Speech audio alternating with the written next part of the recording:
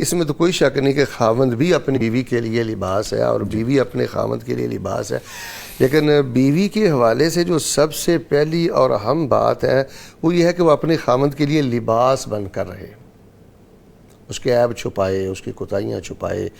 لباس جو ہوتا ہے وہ زینت ہوتا ہے، وہ خوبصورتی کا باعث ہوتا ہے۔ جو عورت اپنے خاوند کے لیے لباس نہیں بنتی، ازدواجی زندگی کی خوشیاں روٹ جاتی ہیں۔ وہ مت توقع رکھے کہ اس کے خاوند کے دل میں اس کی محبت بچے گی یا باقی رہے گی۔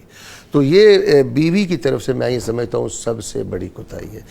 حد المقدور اس کی کوتاہیاں گھر کی چار دیواری میں رکھیں، خاموشی سے اصلاح کی کوشش کریں، اور یقین کریں نظامی صاحب، ایک سمجھدار اور صابرہ خاتون اپنے کردار کے ساتھ اور اپنی زبان کے میٹھے بولوں کے ساتھ بہت کچھ کر سکتی ہے۔ نو ڈاؤٹ، نو ڈاؤٹ، اپنے گھر کو گلزار بنا سکتی ہے، جنت بنا سکتی ہے۔ لیکن یہ جو ہوتی ہے نا عجلت، سہیلیوں سے ایسی بات کرنا، والدین سے ایسی، یہ باتیں رہتی نہیں ہیں۔ شرارتی قسم کے لوگ ہوتے ہیں جو سیدھی سادھی ہماری بہنوں اور بیٹیوں سے یعنی اس طرح کی باتیں نیگیٹو پوچھ لیتے ہیں، پھر وہی لوگ شرارتیں کرتے ہیں غیبتوں کے ذریعے، اور اسی سے ایک گھر کے اجڑنے کا آغاز ہو جاتا ہے۔ نفرتوں کا پہلا بیج جو خاوند کے دل میں بو دیا جاتا ہے وہ یہی ہے کہ جب آپ اس کا پردہ نہیں رکھیں گے اس کے دل میں محبت نہیں رہے گی۔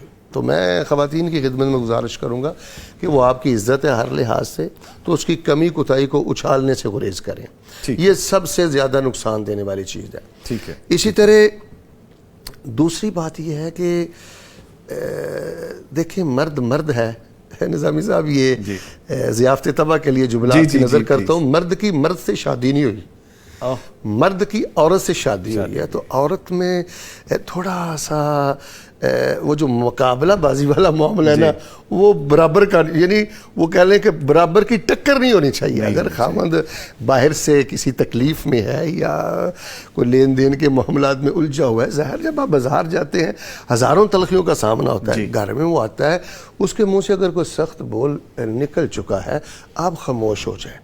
یہ جو ہوتی ہے نا ہر بات میں مقابلہ بازی اور پوری ٹکر اور پورا جواب، اگر یہ سلسلہ عورت کی طرف سے مرد کو مقابلے میں جب دیکھنے میں ملتا ہے نا جی، تو اس سے بھی بہت زیادہ دراڑیں پڑ جاتی ہیں۔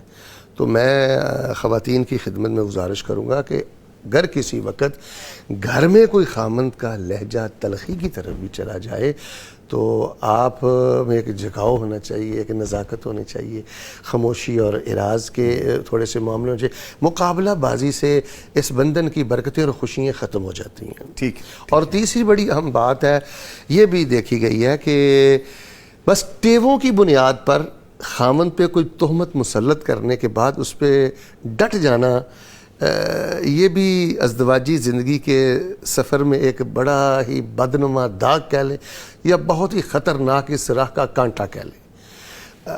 آپ نے کوئی چیز خامند کی اپنی نگاہوں سے دیکھ بھی لی ہے نا، آپ نے تحقیق کر لی ہے، اس نے انکار کر دیا، آپ اس کے انکار پر یقین کریں۔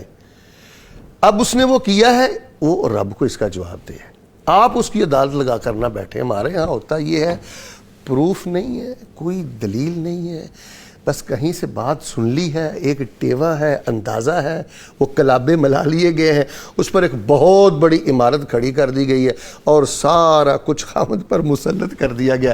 میں یہ سمجھتا ہوں کہ یہ بھی ایک بہت بڑی خرابی ہے۔ ہماری خواتین کو انتہا تک نہیں جانا چاہیے۔